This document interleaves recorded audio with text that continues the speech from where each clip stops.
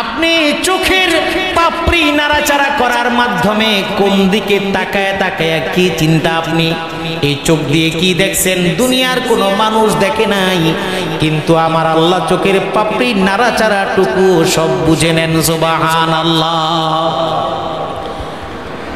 ওয়া মা তুখফিস সুদূর, পৃথিবীর কেউ জানে না 40 বছর আপনার স্ত্রী আপনার সাথে সংসার করছে, আপনার মনের খবর আপনার স্ত্রী কিন্তু জানে না। অনেক স্ত্রী আক্ষেপ করে বলে 20 বছর সংসার করতেছি আজও লোকটারে চিনতে পারলাম না, এমন কথা আছে না নাই? বলে কি বলে না? বহু বলে 30 বছর যাবত সংসার করলাম লোকটারে আজও চিনলাম না। এর কারণ হলো অন্তরে কি আছে দুনিয়ার কোনো মানুষ জানে না, কিন্তু আমার আল্লাহ বলছেন তোমার অন্তরে কি তুমি গোপন রাখছো ওই বিষয়টাও আমি আল্লাহর কাছে কখনো গোপন থাকে না। তাহলে ভয়টা কি? ওয়া আম্মা মান খাফা মাকাম রাব্বিহি, ভয় মানে হলো আমি যখন ব্যবসা করতেছি ওজনের মধ্যে বাটখারা তো এখন নাই, স্কেল, ওই স্কেলের মধ্যে টিপটাপ দিয়ে দিল ওই জায়গার মধ্যে হেরফের করা যায়। দোকানদার বিক্রি করতেছে মাথায় টুপি দিয়া মুখে দাড়ি রেখে তার মধ্যে ওই ওজনের মধ্যে কম দিতেছে, মানুষ মনে করতেছে আল্লাহওয়ালা মানুষ, কিন্তু এই পোশাকটাকে ব্যবহার করে প্রতারণা করছে।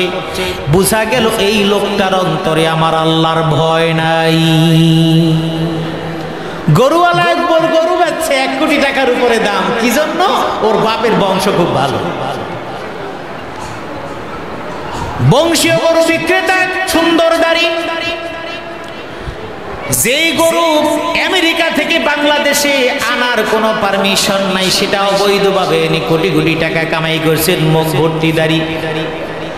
বুঝতে হবে আল্লাহ নবীর সুন্নতটাকে ব্যবহার করে জাতির সাথে এই পোশাক এবং এই লেবাসের প্রতারণা করেছে।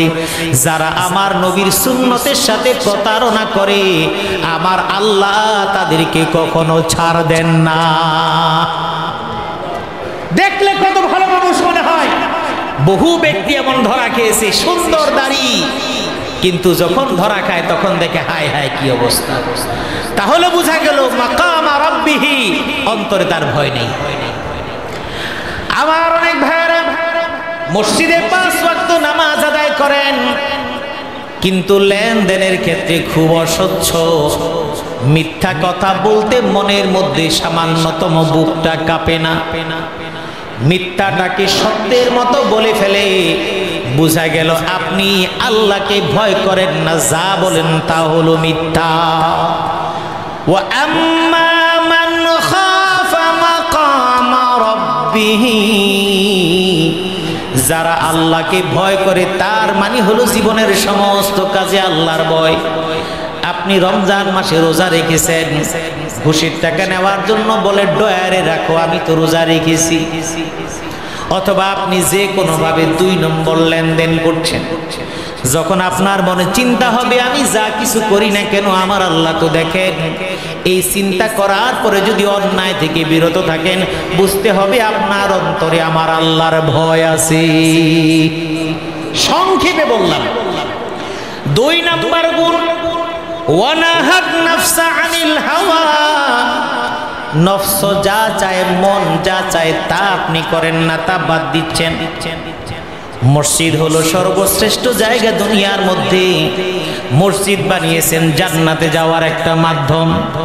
আল্লাহর হাবিব বলেছেন মান বানা লিল্লাহি মসজিদান বানাল্লাহু লাহু বাইতান ইলাল জান্নাহ। আল্লাহর হাবিব বলেছেন যারা মসজিদ বানায় তারা জান্নাতের মধ্যে তাদের জন্য যেন একটা ঘর বানায় নিল। সুবহানাল্লাহ। আপনি জান্নাতের মধ্যে ঘর বানাইলেন, কিন্তু যাওয়া তো লাগবে। ওই ঘর তো তালা মারা, ওই ঘরের তালা যেই চাবি, ওই চাবি হলো মসজিদে 5 ওয়াক্ত নামাজ আদায়। ওয়ানাহান নাফসা আনিল হাওয়া, মনে যা চায় তা করবেন না। মাকাম রাব্বিহি ওয়া আম্মা মান খাফা মাকাম রাব্বিহি, অন্তরের মধ্যে রবের ভয় চায়ের দোকানে বসা আছেন, মসজিদে আজান হয়েছে, মসজিদে আজান হয়েছে, আপনি চায়ের দোকানে কিংবা বাজারে কিংবা ঘরে আছেন, নামাজ নিয়ে আপনার মাথায় কোনো ব্যথা নাই, নামাজ পড়ার কোনো আগ্রহ নাই। আমি বলেছি জান্নাতে যারা যাবে তাদের ধরনের মধ্যে হলো এটা, সেটা হলো যেই মানুষটা মসজিদে নামাজ আদায় করে। এক নাম্বার কথা হলো যেই মানুষটা এই ঘর বানাইলো, সে জান্নাতে যাওয়ার প্রথম মাধ্যম সে আদায় করলো, ঘর বানাইলো। কিন্তু এই ঘরের হাজিরা আপনার দেওয়া লাগবে কি লাগবে না? ঘর বানায় দিলেন কিন্তু কোনোদিন গেলেন না। আল্লাহ রাব্বুল আলামিন আপনাকে জিজ্ঞেস করবেন, মসজিদটা যে বানাইছিলা ওইটাকে তুমি কবরস্থানের মতো ফালায় রাখছিলা কেন? এলাকাবাসী জবাব দেওয়া ছাড়া সামনে যেতে পারবে না। সুন্দর মসজিদ বানাইলেন, আজকে যেমন একেবারে কানায় কানায় পরিপূর্ণ, আমার ছোট ছোট সন্তানগুলো শিশুরা যেমন মসজিদ ভরে গেছে, প্রত্যেক ওয়াক্তে এই বাড়ির এলাকার ছোট ছোট শিশুরা যদি মসজিদগুলোতে ভরে যায়, ছেলেরা ওই ছোট ছোট বাচ্চারা যখন মসজিদে আসবে একটু কথা বলতে পারে, দুষ্টামি করতে পারে, মুরব্বীরা ধমক দিয়ে বের করে দিবেন না। কারণ আজকে যারা মসজিদে আসবে, আস্তে আস্তে আপনি যতদিন দুনিয়ায় থাকবেন না তখন তারা মসজিদের মুসল্লি হয়ে যাবে। আমার ভাইরা, ওয়ানাহান নাফসা আনিল হাওয়া, এই মসজিদ আপনি বানাইলেন, মসজিদটা বিরান করে দিলেন। আমার নবী তো এই সতর্ক সংকেত দিয়ে দিয়েছেন, মসজিদ এক সময় অনেক সুন্দর হবে। মাসাজিদুহুম আমিরাতুন ওয়া হিয়া খারাবুম মিনাল হুদা, মসজিদগুলো অনেক সুন্দর হবে, সুরম্য হবে, হেদায়েতের কেন্দ্র বিন্দু হবে না, এটা মসজিদের হক আদায় হবে না। বহির্বিশ্বে যারা থাকে, আপনাদের অনেকে মিডল ইস্টে থাকেন, অন্যান্য ইউরোপেও থাকে, সেখানে এক একটা মসজিদ হলো এক একটা ইসলামিক সেন্টার। ওই মসজিদের উদ্যোগে চিকিৎসা হচ্ছে, মসজিদের উদ্যোগে পাঠাগার হচ্ছে, মসজিদের উদ্যোগে সমাজের আত্মমানবতার সেবা ওখানে তো কম করা লাগে, তারপরও যতটুকু সেখান থেকে হয়। মসজিদগুলো হলো সমাজের কেন্দ্র। এই মসজিদগুলো যখন হলো, এবার মসজিদে মুয়াজ্জিন আজান দেয়, যেটা শুরুতে বললাম।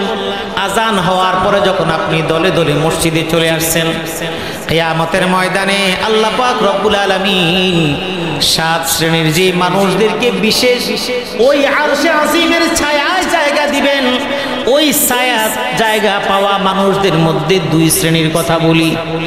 এক হলো ওয়ারাজুলুন শাবুন নাশা ফি ইবাদাতিল্লাহ, যুবকদেরকে বলছি, যুবক ভাইরা, তোমার এখনকার ইবাদত 70 বছর বয়সের ইবাদতের চাইতে শ্রেষ্ঠ। কারণ এখন একটা সেজদা দিবা 70 বছর বয়সে, 50টা সেজদা দিলেও যুবক বয়সের সেজদার সমান কখনো হবে না। যুবক বয়সের ঘুষি আর বুড়াকালের ঘুষি কি এক? আগে কলা গাছের মধ্যে ঘুষি দিয়ে দেখতো, দেখি কে কতখানি ভিতরে ডাবাইতে পারে। ওই মানুষটা এখন 70 বছর বয়সে যদি বলে আপনি একটা ঘুষি দেন, তো হাতই তো নিতে পারবে না। তাহলে এটা যদি আপনি বুঝেন, কলা গাছের মধ্যে হাত দিয়ে পাঞ্চ করলে যেমন ওই 17 বছর বয়সের পাঞ্চ আর 70 বছর বয়সের পাঞ্চ একরকম হয় না, সেজদার ক্ষেত্রেও ওই যুবক বয়সের সেজদা বার্ধক্য বয়সের সেজদা কখনো এক হবে না। কারণ ওই বুড়ো বয়সের সেজদা ছাড়া আপনার আর কোনো উপায় নেই। কারণ চার দোকানে জায়গা নাই, মদের বারে জায়গা নাই, বাজারে জায়গা নাই, ঘরে জায়গা নাই, আড্ডায় জায়গা নাই। এখন আপনার সাথে কেউ পরামর্শেও আসে না।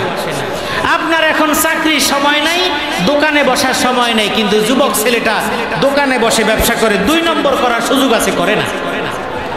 আজান হয়ে গেছে, আজান নামাজ বাদ দিয়ে অন্য জায়গায় আড্ডা দিতে পারে, সেখানে যায় না, নামাজে যায়। সে ব্যান্ড শোর আয়োজন করতে পারে, সেটা না দিয়ে মাহফিলের আয়োজন করে, এটা তার সুযোগ আছে। ইনকাম করে, এই ইনকামের টাকাটা অন্য জায়গায় খরচ করতে পারে, সেটা না করে এলাকার মসজিদের জন্য খরচ করেছে। তাহলে এটা উত্তম কি উত্তম না? উত্তম। আর একটা হলো ওয়ারাজুলুন কালবুহু মুআল্লাকুন ফিল মাসাজিদ, যার অন্তর মসজিদের সাথে ঝুলে থাকে, তার মানে যে নিয়মিত মসজিদে নামাজ আদায় করে। আসর নামাজ পড়ে গেছে, চিন্তা করে মাগরিব আমি কোথায় পড়বো, আমি বাজারে যাব, তাহলে বাজারে নামাজ আদায় করে নেব, এই প্ল্যানিং করে সেখানে যায়। এটা হলো ওয়ারাজুলুন কালবুহু মুআল্লাকুন ফিল মাসাজিদ। আপনাদের এখানে যখন আসতেছি, আসার সময় চিন্তা করতেছি আসর কোথায় পড়বো, যেখানে প্ল্যানিং ওখানে আলহামদুলিল্লাহ আসর পড়লাম। এবার চিন্তা করলে মাগরিবটা কোথায় পড়া যায়, আচ্ছা চলতে থাকি দেখা যাক।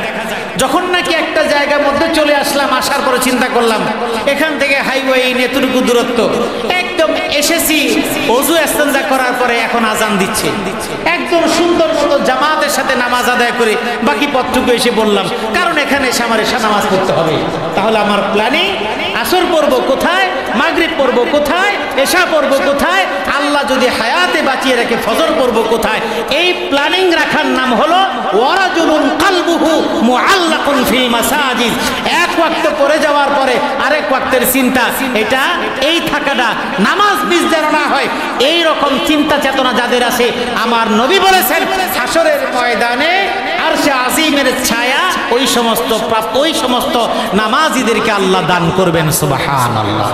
সুতরাং ওয়া আম্মা মান খাফা মাকামা রাব্বিহি ওয়া নাহান নাফসা আনিল হাওয়া ফা ইন্নাল জান্নাতা হিয়াল মাওয়া।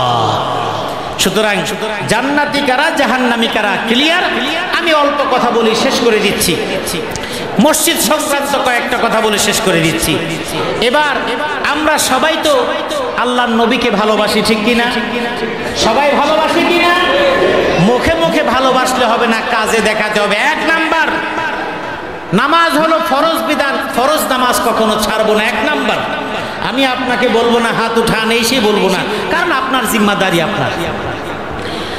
দুই নাম্বার, মসজিদের মধ্যে যখন ঢুকবো রাসূলকে মহব্বত করি কি করি না? করি। আমার নবী কি বলেছেন? বুখারীর হাদিস, ইজা দাখালা আহাদুকুমুল মাসজিদা ফালিয়ারকা রাকাতাইন ক্বাবলা আন ইয়াজলিসা। এই হাদিসটা অন্য হাদিসে অন্য বর্ণনা আছে, লা ইয়াজলিসান্না আহাদুকুম ইল্লা আন ইউসাল্লি রাকাতাইন আও কামা ক্বাল। বুখারীর বর্ণনা হলো ইজা দাখালা আহাদুকুমুল মাসজিদা ফালিয়ারকা রাকাতাইন ক্বাবলা আন ইয়াজলিসা। তোমাদের কেউ যখন মসজিদে প্রবেশ করে, মসজিদে প্রবেশ করার পর 2 রাকাত নামাজ আদায় না করে যেন না বসে। সুবহানাল্লাহ। যেটাকে বলা হয় তাহিয়াতুল মসজিদ, এটা মসজিদের হক, মসজিদ আপনার কাছে পায়। আসরের সময় ঢুকেছেন, জামাতের বাকি, আসরের সুন্নত তো মুআক্কাদা না, পড়লে পড়লেন, না পড়লে নেই। আপনি 2 রাকাত সুন্নত তাহিয়াতুল মসজিদ পড়ে নেবেন। জোহরে ঢুকলেন, আগে 2 রাকাত পড়ে নেন, এরপরে দেখেন সময় আছে কিনা, তাহলে 4 রাকাত সুন্নত পড়ে নেন। যদি আপনি 4 রাকাত সুন্নত জামাতের আগে পড়তে না পারেন, খেয়াল রাখবেন জামাত দাঁড়ায় যাবে কতক্ষণে। জামাতের তাকবীর উলা আপনি মসজিদে থাকাকালীন সময় যদি ছুটে যায়, তাহলে আপনি দুর্ভাগা। দেখতেছেন 2 মিনিট সময় আছে, হুড়াহুড়ি পারাপারি করে নামাজ দরকার নেই। 2 মিনিটে আপনার 4 রাকাত হবে না, আপনি বসে তাসবিহাত পাঠ করেন। ইমাম সাহেব যখন নামাজে দাঁড়িয়ে যাবে, তার সাথে আপনি ফরজ নামাজে শামিল হয়ে যান। এরপর আপনি 2 রাকাত আদায় করেন, এরপরে 4 রাকাত। রাসূলুল্লাহ সাল্লাল্লাহু আলাইহি ওয়াসাল্লাম এইভাবে বলেছেন। আয়েশা সিদ্দিকা রাদিয়াল্লাহু তাআলা আনহা বর্ণিত হাদিস, সেখানে বলেছেন রাসূলুল্লাহ সাল্লাল্লাহু আলাইহি ওয়াসাল্লাম মসজিদে গেলেন, যাওয়ার পরে তিনি যোহর নামাজে আগের যে সুন্নাহ পড়তে পারলেন না। জামাত ওয়াক্ত হয়ে গেল বা জামাত দাঁড়িয়ে গেল, ফরজ আদায় করলেন, সাল্লাহুন্না বাদাহু। ফরজ আদায় করার পরে এই যোহরের আগের যে 4 রাকাত, এটা পরে আদায় করে নিয়েছেন। সুবহানাল্লাহ। কিন্তু 2 রাকাত নামাজ আদায় করা কখনো ছাড়বেন না, মনে থাকবে ইনশাআল্লাহ। 2 নাম্বার, মসজিদে যখন ঢুকবেন আল্লাহর ওয়াস্তে এই যে মেশিন খান বন্ধ করে নিন। এটা কিন্তু ইবাদতের 12টা বাজায় দিছে। কেন? এখন হজের ইবাদত মোবাইল নষ্ট করে ফেলছে, যাকাতের ইবাদত নষ্ট করে ফেলছে, দান সদকার ইবাদত নষ্ট করে ফেলছে। এখন এক মগ খিচুড়ি ঢালতেছে, ওই মগ ধরছে 20 জনে, প্লেট পাচ্ছে 1 জনে। এখন কে কারে দেয় বোঝা বড় মুশকিল। নেতায় খিচুড়ি দিতেছে, এখন নেতার হাতে মগ, এখন নেতার আশেপাশে চামচা আছে না, চামচ, চামচেরা মগ তো ধরতে পারতেছে না, কেউ এদিক দিয়ে ধরছে, কেউ এদিক দিয়ে শুনেছে, কেউ এদিক দিয়ে, বোঝা মুশকিল কে কারে দেয়। কম্বল দিতে থাকলে একজনে দেয় 10 জনে, এরপরে এমনও নজির আছে কম্বল দেওয়ার পর এরপর ফেরত নিয়ে গেছে। কিছুদিন আগে এমন একটা রিপোর্ট আসছে, দিছে, দেওয়ার পরে আবার ত্রাণ দিয়ে আর বড় ফেরত নিয়ে গেছে, ছবি তোলা শেষ। তার মানে এগুলি আমাদের ইবাদত নষ্ট করে ফেলছে। হজরে আসওয়াদকে চুম্বন দেবে, বাইতুল্লাহ তাওয়াফ করবে, জামারাতে এরকম পাথর নিক্ষেপ করে, আর এভাবে সেলফি বাম হাত দিয়ে এভাবে ধরে এভাবে পারে। তার মানে শয়তান তোরে দেখা আসে, আমার খেলাফত তো তোর কাছেই আছে। মসজিদে ঢোকার সময় মেহেরবানি করে আপনি মোবাইলটা বন্ধ করেন, আপনি বাংলাদেশের রাষ্ট্রপতি না। আচ্ছা, আমি আপনি সবাই তো একটা সাধারণ মানুষ। এখন আমি এখানে বয়ান করতেছি, আমাকে যারা ফোন দিতেছে পাবে না। আমি এই পেশার লোক, আমি এই লাইনের লোক, যারা ফোন দিবে তারা নিশ্চয়ই বুঝতেছে হুজুর কোন না কোনো জায়গায় কোনো ব্যস্ত আছে, বুঝে না? আপনি বাসা থেকে আসছেন, এমন কি প্রয়োজন? আপনার বউ তো জানে আপনি নামাজে আসছেন, আপনার বন্ধু তো জানে আপনি নামাজ পড়েন। মনে রাখবেন, নামাজির বন্ধুরাই নামাজি হয়, আর বেনামাজির এই নামাজের সময় ফোন দেওয়া জানে না কোন সময় নামাজ জামাত দাঁড়ায়। তারপরেও বলি, ফোন যদি কেউ দেয়ও, আপনার এমন কি কোটি কোটি টাকার বাণিজ্য শেষ হয়ে যাবে, আপনি 10 মিনিট পরে কথা বললো তো আপনার কোনো লস হবে না। মোবাইলটাকে বন্ধ করে মসজিদে ঢুকবেন, কারণ বুঝায় দেই, সামান্যতম একজন ডাক্তারের চেম্বারে ঢোকার আগে ওখানে লেখা আছে মোবাইল বন্ধ করে ঢুকবে, অথবা ডাক্তারের যে অ্যাসিস্ট্যান্ট যেখানে সিরিয়াল লেখে ও বলে মোবাইল বন্ধ করেন। এটা বলার সাথে সাথে মোবাইল একটা না, সাথে যেই করে বন্ধ কর। কারণটা কি? ডাক্তারের চেম্বারে গিয়ে মোবাইল বেজে উঠলে ডাক্তার যদি বলে আপনার মোবাইল বাজে কেন, তাহলে চিকিৎসা ব্যাঘাত ঘটতে পারে, এই জন্য মোবাইল বন্ধ করে যান। আপনি এমন একজন দরবারে সেজদা দেওয়ার জন্য আসছেন, যিনি সারা জাহানের একচ্ছত্র অধিপতি, মহান মালিক আল্লাহর সামনে আপনি আসতেছেন, আপনি একজন ফকির। এই চিন্তা করে মসজিদের মধ্যে যখন ঢুকবেন, মোবাইলটাকে অফ করে ঢুকবেন। একান্ত যদি মনে করেন জরুরি ফোন আসবে, তাহলে সাইলেন্ট করবেন, ভাইব্রেট করবেন না। ওই ভাইব্রেশন দিয়ে পকেটে রাখছেন, এখন যখন কাঁপতাছে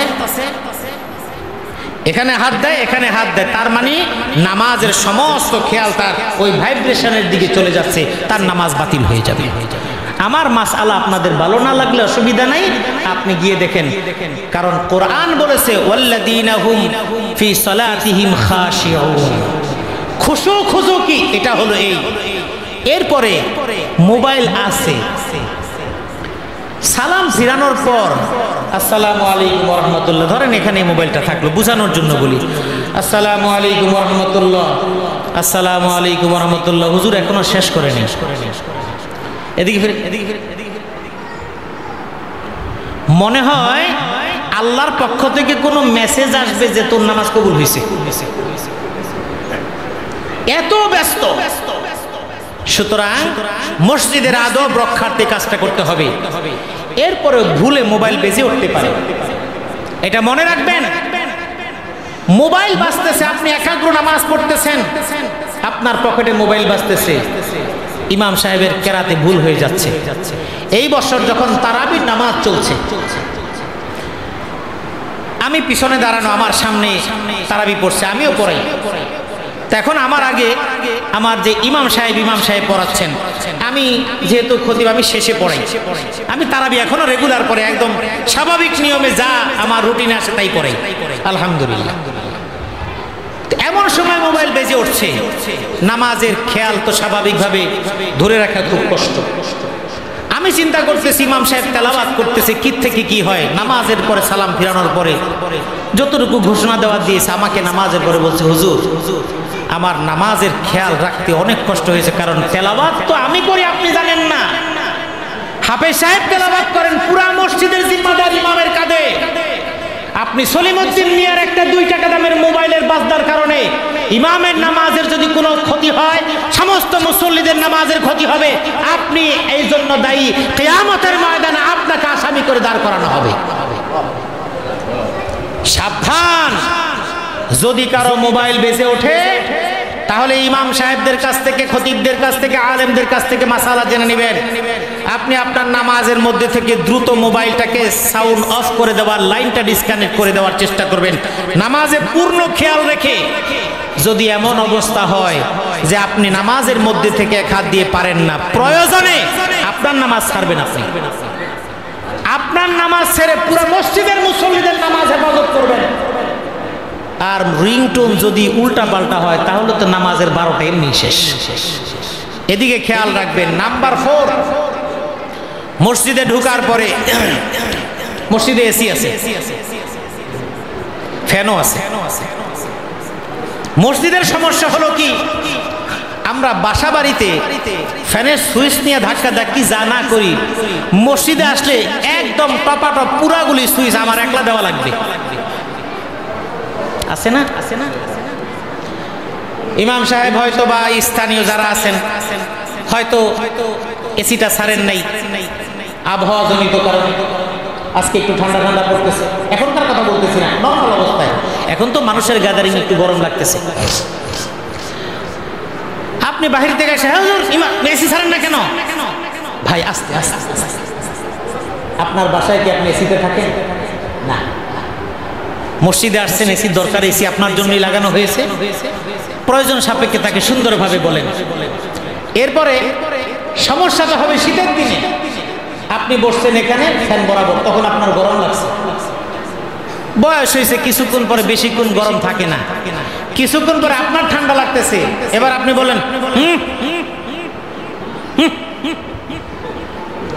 মানে বন্ধ।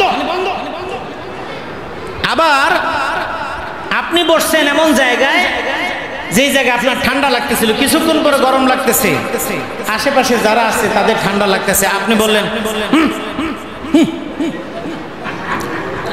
ফ্যান ছাড়তে হবে।